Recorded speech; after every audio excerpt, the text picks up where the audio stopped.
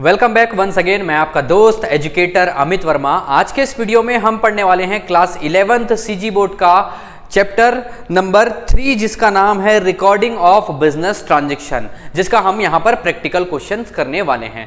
तो हम यहां पर क्वेश्चन नंबर 1 से चालू करेंगे, जिसमें क्वेश्चन नंबर 1 में दिया हुआ है prepare accounting equation from the following transaction, और यहां पर 5 ट्रांजैक्शन दिए हुए हैं जिसका हम अकाउंटिंग इक्वेशन बनाना चालू करेंगे।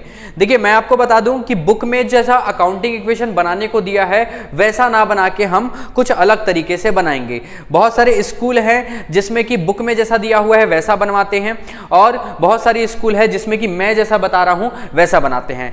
तो डिपेंड ये नहीं करता कि आप किस मेथड से कर रहे हो, डिपेंड ये करता है कि आप बना पाते हो कि नहीं बना पाते हो। दोनों मेथड ही सही होता है, ठीक है। तो किसी भी मेथड से आप बना सकते हो। तो मैं जिस मेथड से बना रहा हूं उस मेथड से आपका बेस क्लियर हो जाएगा। और अगर आप चाहोगे कि सर मेरे को बुक में जैसा मेथड दिया है वैसा बताइए, तो वैसा भी हम बता देंगे, कोई दिक्कत वाली बात नहीं है। तो चलिए स्टार्ट करते हैं। सबसे पहले हम यहां पर लाइन खींच लेते हैं और फिर उसके बाद बनाना चालू करेंगे।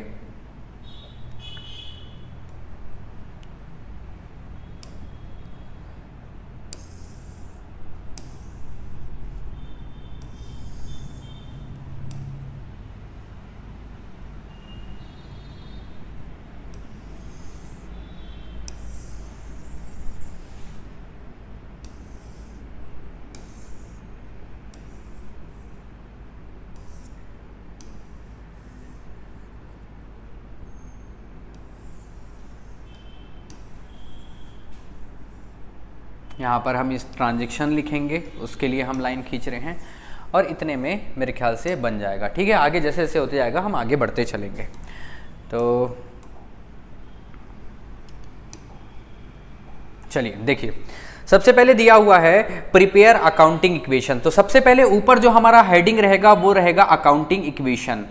यहाँ पर हम लिखेंगे अकाउंटिंग इक्वेशन।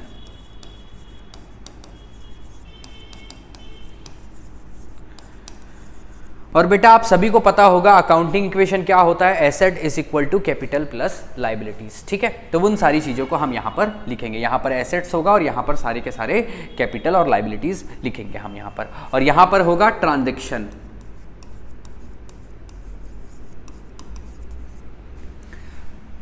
और यहाँ पर हम लिखेंगे assets is equal to capital, साथ में ही लिख देता हूं मैं इसको,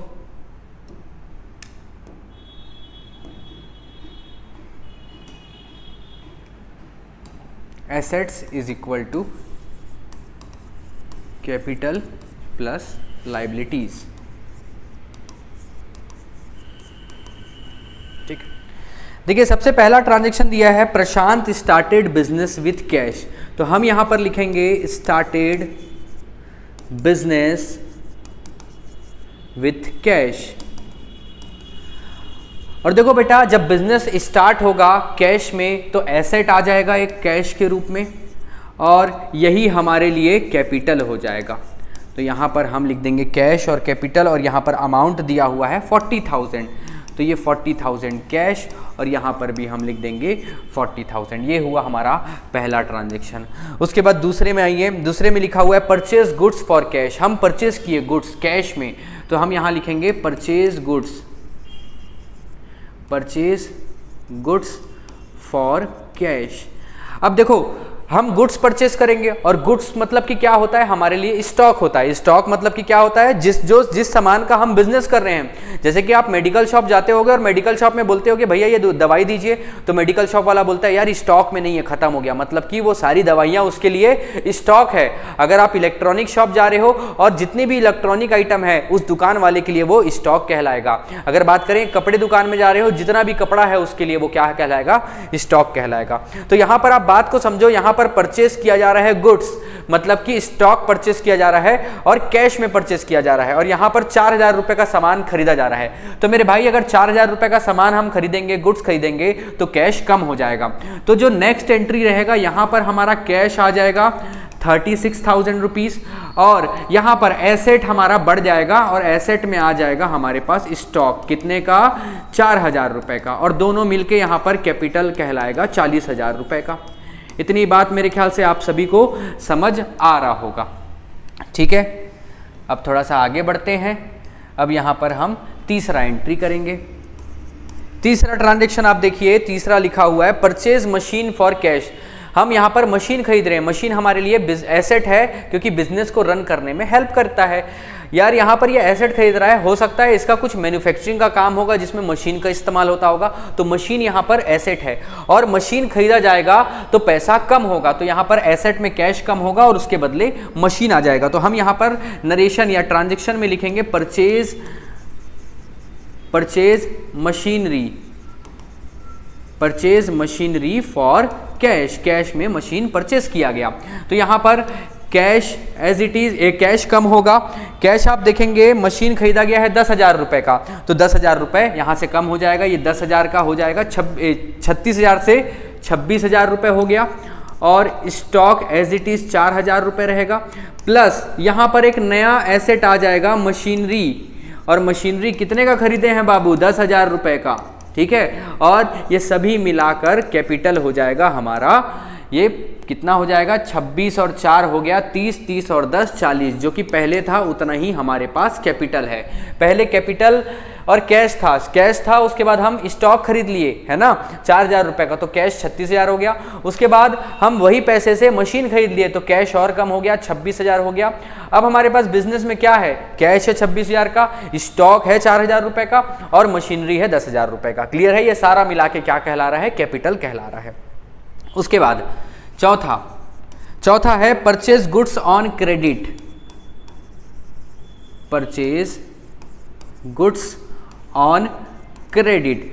क्रेडिट का मतलब होता है मेरे भाई उधारी में खरीदना। यहां पर सामान उधारी में खरीदा गया है और 2,000 रुपए का उधारी में खरीदा गया है, और जिससे हम सामान उधारी में खरीदते हैं इसका मतलब उसको पैसा देना है, और जिसको पैसा देना रहता है वो हमारे लिए क्रेडिटर कहलाता है, और क्रेडिटर मेरे भाई यहां पर लायबिलिटी साइड में आता है। क्लियर है ये बात? इतनी बातें तो आपको पता होनी चाहिए। तो यहां पर गुड्स परचेज किए तो क्या क्या होगा? कैश कम होगा? नहीं होगा। क्यों? क्योंकि हम तो उधारी में खरीदे हैं।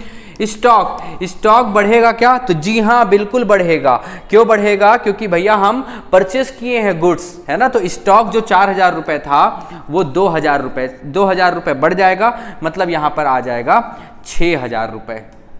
4,000 पहले था, 2,000 रुपए का और उधारी में खरीदे तो 6,000 रुपए हो गया। उसके बाद बात करते मशीनरी की, तो मशीनरी हमारा 10,000 का 10,000 रुपीज रहेगा, और इधर कैपिटल हमारा 40,000 रुपीज रहेगा। और यहाँ पर एक लाइबिलिटीज बढ़ जाएगा जिसको हम क्रेडिटर बोलते हैं। क्रेडिटर हमारा बढ़ जाएगा या क्रेडिटर आ जाएगा 2,000 रुपए से। और एक बात आप ध्यान से समझना, जितने भी ट्रांजैक्शन होते हैं, जैसे पहला ट्रांजैक्शन, दूसरा, तीसरा, चौथा, सभी में assets is equal to capital plus liabilities, मतलब कि ये इज इक्वल टू के इस तरफ को लेफ्ट हैंड साइड बोलेंगे और इस साइड को राइट हैंड साइड बोलेंगे। हमेशा वैल्यू बराबर होगा। देखो पहले वाले में इधर 40,000 था, इधर भी 40,000 है, इधर दोनों को मिलाओगे तो 40,000, इधर भी 40,000, ये तीनों को मिलाओगे 26, 4, 30 और 10 40, और इधर भी 40। यहां पर देखो 26 और 6 कितना हो रहा है? 32, 32 और 10 42, और इधर भी 42। मतलब आप समझ रहे हो दोनों साइड हर ट्रांजैक्शन में बराबर होगा। और अगर ट्रांजैक्शन में आपका बराबर नहीं है, मतलब आप ये समझ जाना कि कहीं ना कहीं आप गलती कर रहे हैं। ठीक है? तो यहां पर थोड़ा सा एक और लाइन खींच लेता हूं।